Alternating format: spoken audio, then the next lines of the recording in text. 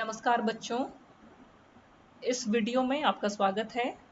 आज हम आधुनिक और समकालीन राजनीतिक सिद्धांत इस प्रश्न पत्र से संबंधित कुछ महत्वपूर्ण शॉर्ट आंसर टाइप क्वेश्चंस का अध्ययन करेंगे। परीक्षाओं की दृष्टि से सभी महत्वपूर्ण प्रश्नों को मैंने इस वीडियो में सम्मिलित किया है। पहला संक्षिप्त जो प्रश्न है, जो इस प्रश्न पत्र को पढ़ने वाले विद्यार्थी को पता होना चाहिए कि सिद्धांत किसे कहते हैं, क्योंकि प्रश्न पत्र का नाम ही है आधुनिक और समकालीन राजनीतिक सिद्धांत। तो सिद्धांत शब्द का सरल से जो व्याख्या की जा सकती है वो इस शब्द के संधि विच्छेद को समझकर की जा सकती है, और संधि विच्छेद है सिद्ध धन अंत, अर्थात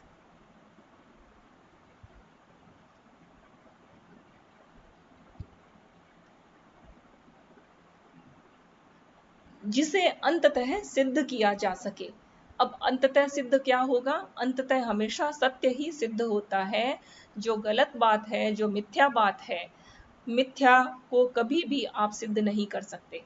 इसलिए ऐसी घटना जिसकी इस प्रकार से व्याख्या की जाए, उसके कारणों का पता लगाया जाए। यदि कोई घटना वास्तव में घटी होगी तभी तो उसके कारणों का पता लगाएंगे। यदि कोई घटना घटी होगी तभी तो उसके बारे में उसकी कोई व्याख्या की जाएगी। यदि जो कुछ हुआ ही नहीं है उसके बारे में यदि आप व्याख्या करेंगे तो क्या करेंगे? तो वो झूठी व्याख्या होगी। तो सिद्धांत हमेशा सत्य से संबंधित होता है, ये पहली बात है, क्योंकि सत्य ही है जो अंत तक टिकता है। झूठ के पैर नहीं होते। सिद्धांत का शब्द झूठ से नहीं होता, सच्चाई से ही होता है। ये तो एक सरल सी व्याख्या है। तो सिद्धांत का अर्थ है किसी भी घटना अथवा समस्या के स्वरूप और कारणों का या तथ्यों का सही परस्पर अंतर संबंध स्थापित कर लेना, यह सिद्धांत कहलाता है। अब किसी भी घटना जो समाज में या जगत में, प्रकृति में जो घटनाएं घटती हैं, उन घटनाओं के स्वरूप को और कारणों को जानना और उस घटना के जितने भी आयाम हैं, जितने भी पक्ष हैं, उन सब का सही अंतर संबंध स्थापित कर लेना। और अंतर संबंध स्थापित करने के परिणाम स्वरूप क्या होगा वो दूसरी बात है। भविष्यवाणी करने की क्षमता उत्पन्न करना। तो सिद्धांत का निर्माण क्यों किया जाता है? देखिए, इस लाइन में दो बातें हमें समझ में आ गई हैं कि सिद्धांत का निर्माण इसलिए किया जाता है ताकि हम समस्या के स्वरूप को और उसके कारणों को अच्छी तरह समझ लें, और ऐसा करने के परिणाम स्वरूप भविष्यवाणी करने की क्षमता उत्पन्न कर लें। यदि हम ऐसा कर लेते हैं तो हम ये मान सकते हैं कि हमने सिद्धांत बना लिया। सिद्धांत शब्द, जो अंग्रेजी शब्द इसका थ्योरी है, इंग्लिश ट्रांसलेशन, इसकी उत्पत्ति ग्रीक शब्द थ्योरिया से हुई है। और थ्योरिया का अर्थ क्या है कि चिंतन की अवस्था में प्राप्त उस मानसिक दृष्टि से जो उस वस्तु के अस्तित्व और कारणों को प्रकट करती है।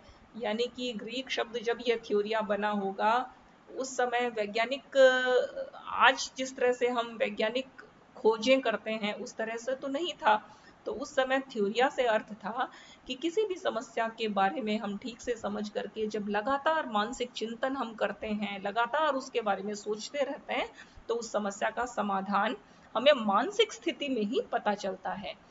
उस स्थिति का नाम है थ्योरिया। तो प्रश्न यदि आ जाए कि थ्योरी शब्द की उत्पत्ति किस शब्द से हुई है, तो ग्रीक शब्द थ्योरिया से हुई है, जिसका अर्थ है चिंतन की अवस्था में, मानसिक चिंतन की अवस्था में उस वस्तु के अस्तित्व और कारणों का पता लगाना।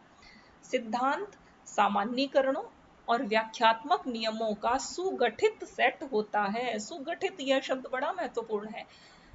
अच्छी तरह से व्यवस्थित होना चाहिए, सुगठित हो। ऐसे आड़े टेढ़े बांके बिना किसी नियम के रखे हुए नियम, ऐसा नहीं होता। सिद्धांत सब कुछ व्यवस्थित होता है।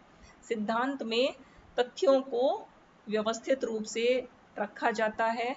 सामान्यीकरणों का सेट होता है, यानी कि किसी भी घटना के पीछे छिपे हुए वो मूलभूत सार्वभौमिक कारण क्या है जो उस जैसी सभी घटनाओं के पीछे छिपे हुए होंगे, उनका यदि पता लगा लिया जाए तो वो सिद्धांत होता है। और उस सिद्धांत का काम क्या है? ज्ञान के किसी क्षेत्र की व्याख्या करने में सक्षम होता है यह सिद्धांत। सामान्यीकरणों का सेट जो ज्ञान के किसी क्षेत्र की व्याख्या करने में सक्षम हो। और उससे होगा क्या? सिद्धांत बना लिया, उससे क्या होगा? तो उत्तर ये लाइन में हमें मिलेगा कि उससे नवीन ज्ञान का सृजन करने की शक्ति उत्पन्न होती है। दूसरा प्रश्न है, राजनीतिक सिद्धांत किसे कहते हैं? तो राजनीतिक घटना की व्याख्या करना और भविष्यवाणी करने की क्षमता उत्पन्न करना, यह राजनीतिक सिद्धांत हो गया। यह सरल इसका अर्थ है। राजनीतिक सिद्धांत राजनीतिक घटनाओं, तथ्यों और अवलोकन पर आधारित निष्कर्षों के समूह को कहते हैं। निष्कर्ष किसके? कोई घटना घटी, क्यों घटी, उसका कारण क्या था, उस घटना का वास्तविक स्वरूप क्या था, उस घटना में छिपे हुए तथ्य कौन से थे, इनका जब अवलोकन किया जाता है तो हमें कुछ निष्कर्ष मिलते हैं। उन्हीं के समूह को सिद्धांत कहते हैं। ये निष्कर्ष एक दूसरे से जुड़े हुए होते हैं और इनके आधार पर वैसे ही तथ्यों या घटनाओं की व्याख्या एवं पूर्व कथन किया जा सकता है। इस तरह राजनीतिक सिद्धांत राजनीति से संबंधित व्याख्यात्मक निष्कर्षों का समूह होता है। ये व्याख्यात्मक बड़ा महत्वपूर्ण है ये शब्द। निष्कर्ष कैसे होंगे? व्याख्यात्मक होते हैं। प्रत्येक निष्कर्ष कुछ न कुछ व्याख्या करेगा उस घटना की और वह यथार्थ का प्रतीकात्मक प्रतिनिधित्व करता है। उस सिद्धांत को जानने से हमें यथार्थ को जानने की अंतर्दृष्टि, एक ताकत पैदा होती है। यूजीन मिहान के अनुसार सिद्धांत मूलतः एक विचारात्मक उपकरण है, एक आइडियोलॉजिकल, एक आइडियल टूल है। ये टूल का काम क्या होता है? हम उपकरण को काम में क्यों लेते हैं? ताकि समस्या का समाधान हो सके। पेचकस, पेचकस काम क्या करता है? किसी चीज को खोलता है, किसी चीज को बंद करता है। एक उपकरण है जिससे हम कोई काम कर सकते हैं। सिद्धांत एक ऐसा ही उपकरण है जिससे क्या करेंगे? राजनीतिक जीवन के तथ्यों को सुव्यवस्थित एवं क्रमबद्ध किया जाता है। राजनीति में बहुत सारी आड़ी टेढ़ी अजीब सी घटनाएं हर समय दिन रात घटती रहती हैं। उनको पता लगाने के लिए यदि हमने सिद्धांत निर्माण कर लिया तो एक सी घटनाओं को समझने के लिए अनगिनत जो घटनाएं हैं उनको एक सिद्धांत के आधार पर हम आसानी से समझ सकते हैं। एक जैसी हजारों घटनाओं को समझने के लिए यदि एक सिद्धांत बना लिया, उन सभी घटनाओं को हम समझ सकते हैं। यह है सिद्धांत की ताकत। इसके द्वारा क्या कर सकते हैं? अलग अलग देखने वाली प्रेक्षणीय घटनाएं एक साथ लाई जा सकती हैं और परस्पर संबद्ध कर दी जाती हैं। परंपरागत राजनीतिक सिद्धांत क्या है? तो राजनीतिक सिद्धांत के दो भाग हैं, दो प्रकार हैं। एक तो परंपरागत राजनीतिक सिद्धांत और एक आधुनिक राजनीतिक सिद्धांत। परंपरागत राजनीतिक सिद्धांत किसको कहते हैं? तो देखिए, कालक्रम के दृष्टिकोण से तो ये कहा है कि द्वितीय महायुद्ध के समय या उसके बाद 1950 के बाद में व्यवहारवादी क्रांति हुई। इस व्यवहारवादी क्रांति से पहले का जो भी राजनीतिक सिद्धांत है, जो कि प्लेटो से शुरू होकर के और 2300 वर्षों के कालखंड में फैला हुआ है, जो भी राजनीतिक अध्ययन है जो 1950 से पहले का है, या हम इस कालखंड को थोड़ा सा हम ये कह दें कि 20वीं शताब्दी से पहले, तो प्लेटो से लेकर के 19वीं शताब्दी तक जो भी राजनीतिक ज्ञान है, राजनीतिक अध्ययन है, वो सारा का सारा उसको हम एक शब्द में परंपरागत राजनीतिक सिद्धांत कह सकते हैं। तो व्यवहारवादी क्रांति से पूर्व प्रचलित विचार सामग्री, राजनीतिक संस्थाओं के अध्ययन, विचारधारा राजनीतिक विचारों के विश्लेषण को सम्मिलित किया जाता है। इसमें दार्शनिक, ऐतिहासिक, नैतिक, संस्थात्मक, तुलनात्मक पद्धतियों तथा अन्य विषयगत दृष्टिकोणों जैसे समाजशास्त्रीय, मनोवैज्ञानिक, अर्थशास्त्रीय आदि का अध्ययन किया जा सकता है, महत्वपूर्ण माना जाता है। और अब इसकी विषय वस्तु क्या है? परंपरागत में किस बात का अध्ययन करते हैं, क्या अध्ययन करते हैं?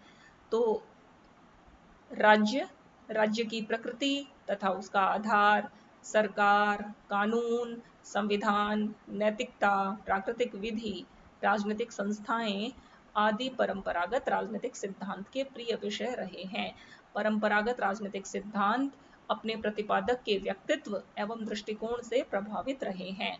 रॉबर्ट डॉल एक आधुनिक राजनीतिक सिद्धांतकार हुए हैं। वो इसे पराअनुभववादी मानते हैं या इंद्रियों से परे मानते हैं। इंद्रियों से परे मानने का अर्थ क्या है कि परंपरागत राजनीतिक जो सिद्धांत था उसको केवल बुद्धि से समझा जा सकता है।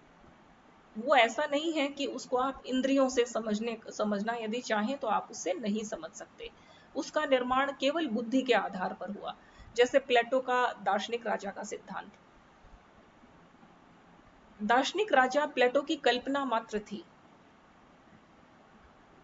कोई दुनिया में ऐसा दार्शनिक राजा नहीं हुआ जिसके जीवन का अध्ययन करके आप दार्शनिक राजा को समझ सकें। इसलिए प्लेटो ने जो भी कहा वो अपनी कल्पना के आधार पर कहा। ऐसे सभी विचारकों में, चाहे हीगल की बात करें तो हीगल का जो वो लेवाइथन की बात करता है, हीगल की कल्पना है। तो रॉबर्ट डॉल ये कहता है कि सारा परंपरागत राजनीतिक सिद्धांत है वो परा अनुभववादी है, अनुभव के आधार पर नहीं वरन केवल तर्क और बुद्धि के आधार पर ही उसको समझा जा सकता है। और उसका जो आधार है एक व्यक्ति परक भावात्मक विश्व दृष्टि है। यानी एक व्यक्ति दुनिया को जैसा देखता है, जैसा सोचता है, वैसा ही लिख देता है। प्लेटो ने जैसा माना कि ऐसा राज्य होना चाहिए, उसने वैसा ही लिख दिया। अरस्तु ने माना जैसा होना चाहिए, उसने ऐसे एक व्यक्ति आधारित, व्यक्ति की जो सोच है वो अपनी सोच के आधार पर राजनीतिक सिद्धांत बना देता है। यथार्थ से उसका संबंध नहीं होता, भावात्मक, अपने भावनाओं के वेग में बह करके वो बात करता है, वो यथार्थ की बात नहीं करता। और उसकी चिंतन प्रणाली कैसी है? परंपरागत की चिंतन प्रणाली है तार्किक, यानी कि तर्क से ही अपनी बात को समझाना। अनुभव से नहीं समझा सकते, अनुभव तो है ही नहीं, केवल तर्क की ही, केवल कल्पना की ही बात कर रहे हैं। और निगमनात्मक का अर्थ है कि मस्तिष्क में किसी वस्तु के बारे में, किसी घटना के बारे में विचार करना और फिर उसकी व्याख्या बाद में करना, यह निगमनात्मकता कहलाती है। और आगमनात्मक पद्धति जो होती है वो यह कि किसी भी समस्या के वास्तविक स्वरूप पर विचार करना और फिर मस्तिष्क में उसके सामान्यीकरण के प्रयास करना।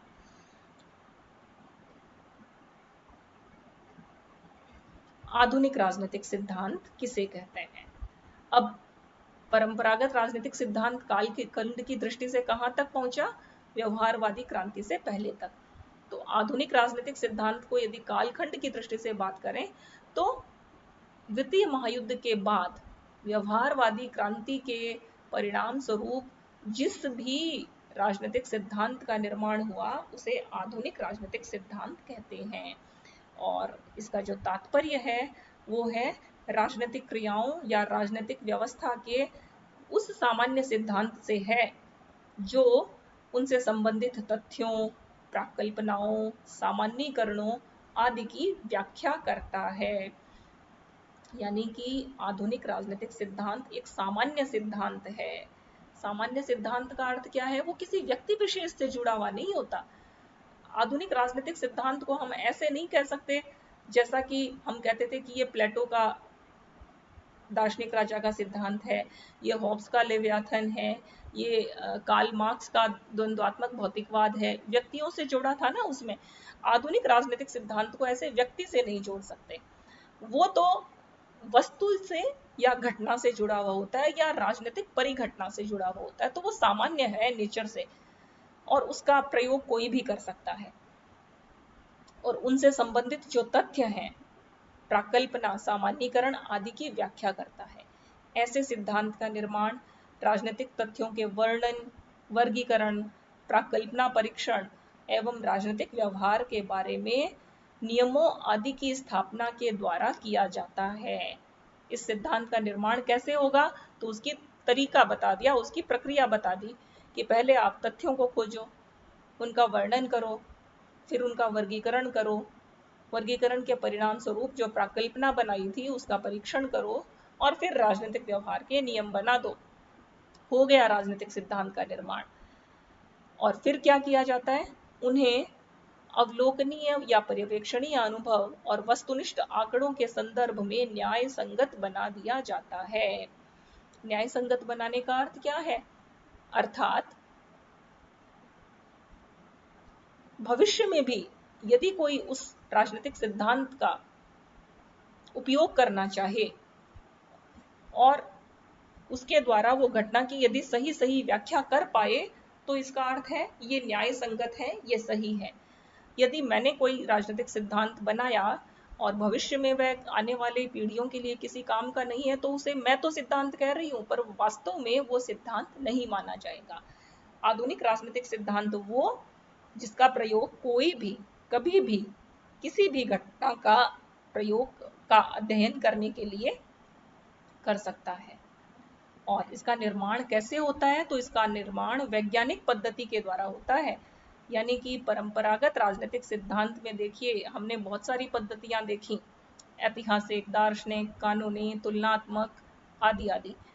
उनमें वैज्ञानिक पद्धति नहीं थी और यहाँ केवल वैज्ञानिक पद्धति है। अर्थात आधुनिक राजनीतिक सिद्धांत का निर्माण एक निश्चित वैज्ञानिक पद्धति के द्वारा ही किया जा सकता है। और वैज्ञानिक पद्धति के चरण क्या हैं, वो हमने यहाँ देखा, वर्णन, वर्गीकरण, प्राकल्पना परीक्षण इत्यादि इत्यादि। इस प्रकार से ये 4 महत्वपूर्ण प्रश्न हमने इस वीडियो में देखे। अगले वीडियो में कुछ और प्रश्न हम देखेंगे। धन्यवाद।